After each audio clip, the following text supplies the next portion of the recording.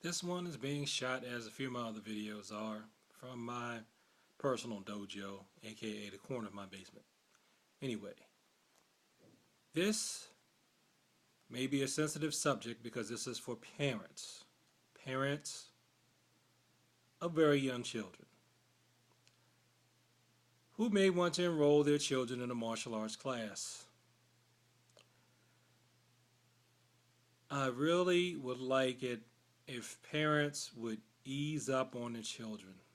Just take it easy, okay?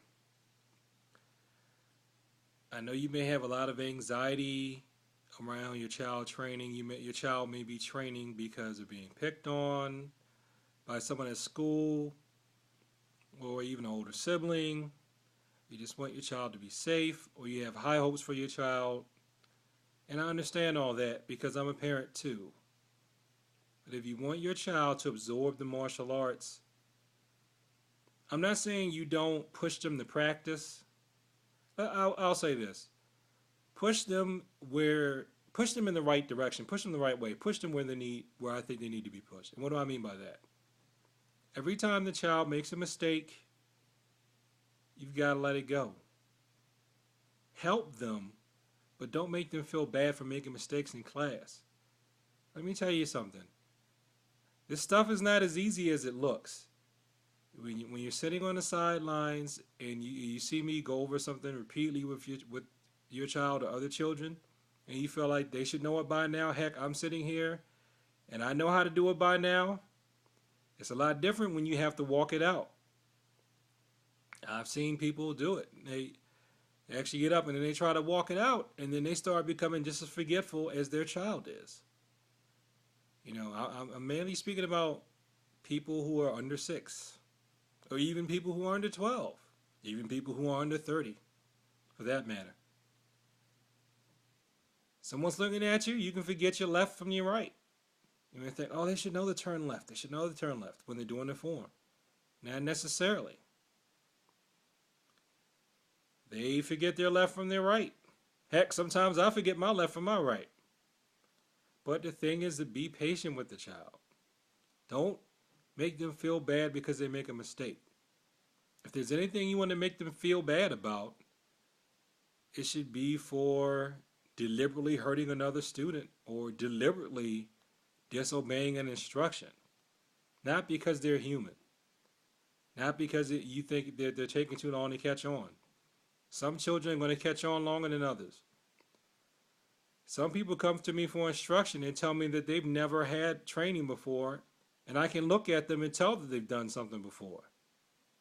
It may not be Taekwondo, but they've done something, and it shows in their movements. They may not have taken a class, but I'll give you an example. There was a child, I knew he'd done something before. Oh, I never took karate. He never took karate. People were telling me he never took karate. A couple of weeks later, yes, my next door neighbor trained my brother and I for a few months. And he looked like he had a few months of training along with athleticism. I knew what I was talking about.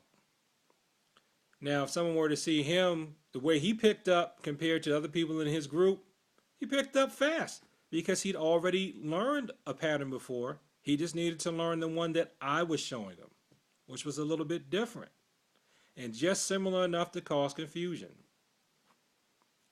I didn't have a problem with that, but I'm sure that there could have been parents watching. If they're wondering why their child is not progressing as fast as they assume that he is, you can't do that. Everybody's circumstances and situations are unique. So compare apples to apples. When you're comparing your child to another child, you're comparing apples to oranges. Just assume that you are. You don't know what's going on. I get people who are special needs, and by the time they're with me for a while, you can't tell that they're special needs. I enter them in the tournaments with other people when I feel they're ready. And my last special needs guy that competed, he came in last place for his division against people who regularly compete all the time in forms. And people were saying, well, we thought he did pretty good. It looked like this may have been his first time out. And then one of my friends came over and said, you should have told those judges that he's autistic. And one of the judges heard it, was like, what? He's autistic? We would have given him first place if we knew he was autistic. You couldn't even tell he was autistic. But that's what I want. That was a victory for me. You get it? So you can't tell he's autistic. You're judging him just like any other competitor. And those other people did better because they're regulars on the circuit and he's not. That's what I want.